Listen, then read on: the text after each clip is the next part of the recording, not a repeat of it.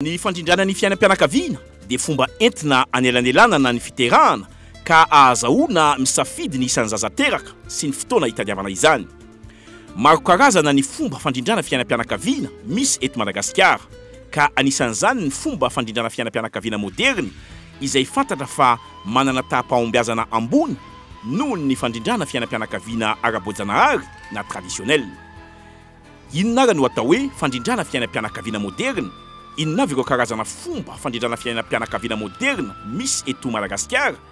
Inona izany fomba fandrindrana fiainam-pianakaviana tsy maharitra sy ny fomba fandrindrana fiainam-pianakaviana maharitra izany? Hitondra fanazavana mikasika izany rehetra izany i Razanoel Lanal Malala, superviseur animateur ao amin'ny fianakaviana sambatra na FISA Antananarivo renivohitra.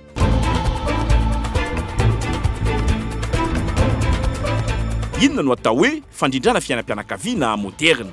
Ny atao hoe fomba fandrindrana fiainam-pianakaviana moderna dia fomba fandrindrana fiainam-pianakaviana izay novolavolainy ireo manam-pahaizana misy tsirom-panetana sy vita amin'ny akora moderna toy ny plastika, ny varahana, latex ary ampiasaina amin'ny vantana amin'ny vatan'ny vehivavy na lehilahy.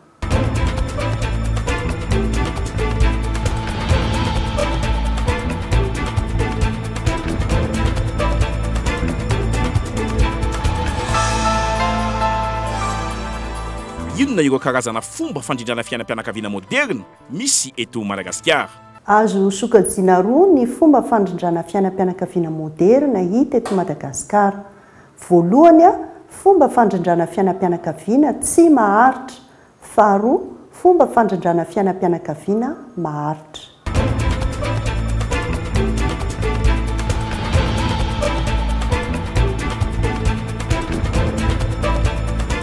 Inona no atao hoe fomba fandrindrana fiainam-pianakaviana tsy maharitra? Arak'izany hoe tsy maharitra izany, ireo fomba fandrindrana fiainam-pianakaviana tsy maharitra dia fomba moderna izay ampiasaina isaky ny firaisana ara-nofo na amin'ny fotoana voafetra tsy mihoatra ny 3 volana.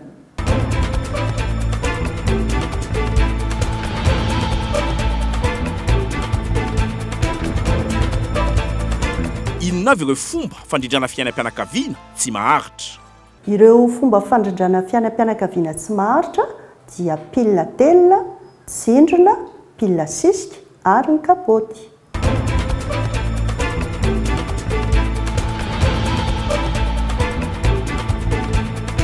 Inona no atao hoe fomba fandrindrana fiainam-pianakaviana maharitra?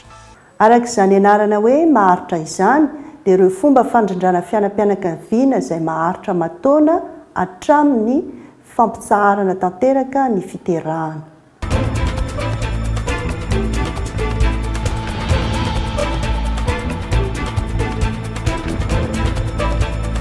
Inona avy ireo fomba fandrindrana fiainam-pianakaviana maharitra?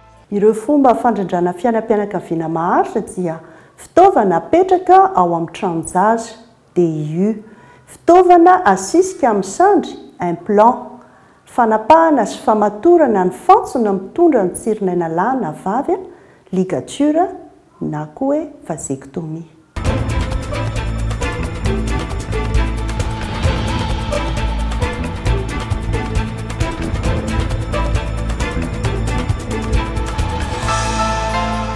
Inona ary no tokony atao raha te hampiasa fomba fandrindrana fiainam-pianakaviana? Raha misy fomba fandrindrana fiainam-pianakaviana nosafidianina dia tsy maintsy manantona dokotera ny hampiasa amin'ny fahasalamana. Ilaina mantsy ny fizaham-pahasalamana alohan'ny fampiasana fomba fandrindrana fiainam-pianakaviana iray mba halalana raha mety sy mifanaraka amin'ny toe-batana na toe-pahasalamana ilay fomba fandrindrana fiainam-pianakaviana.